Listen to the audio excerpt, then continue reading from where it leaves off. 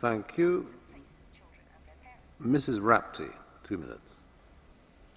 Ευχαριστώ πολύ, κύριε Πρόεδρε.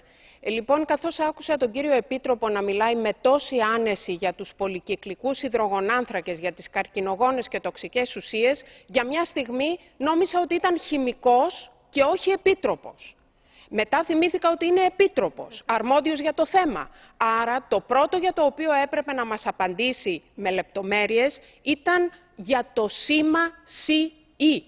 Το θέμα που έθεσε η εξαίρετη συνάδελφος Εύελιν Γκέπχαρτ, το σήμα το οποίο υποτίθεται ότι είναι η εγγύηση ασφάλειας για τα παιχνίδια με τα οποία παίζουν τα παιδιά μας.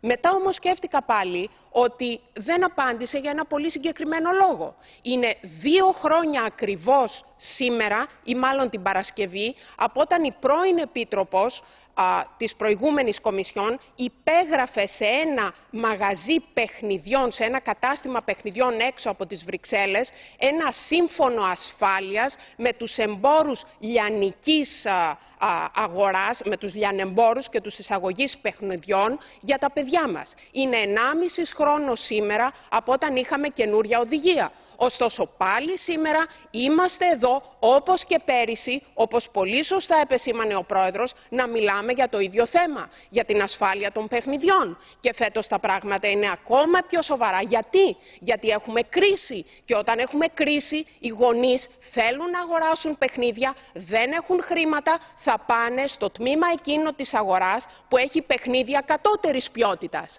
Όταν όμως έχουμε παιχνίδια κατώτερης ποιότητας, έχουμε 3 προβλήματα. Πρώτον, το τμήμα εκείνο της αγοράς δεν έχει γνώση των κανόνων. Δεύτερο, δεν έχει προσωπικό. Τρίτον, δεν υπάρχουν οι έλεγχοι. Άρα, εξακολουθούμε να είμαστε απροστάτευτοι. Και όπως όλοι ξέρουμε και όλοι δεχόμαστε, τα παιδιά είναι ό,τι πιο πολύτιμο έχουμε. Και όπως εσείς, κύριε Επίτροπε, πολύ σωστά είπατε, είναι οι περισσότερο ευάλωτοι πολίτες. Λοιπόν, σας παρακαλώ, απαντήστε για το CE που είναι η εγγύηση ασφάλειας. Σας παρακαλώ, κύριε Επίτροπε, δώστε απαντήσεις στην πράξη, ώστε του χρόνου ούτε εσείς να είστε εκεί, ούτε εμείς να είμαστε εδώ να κάνουμε την ίδια ερώτηση. Ευχαριστώ. Thank you. Mrs. Steeler, 2 minutes.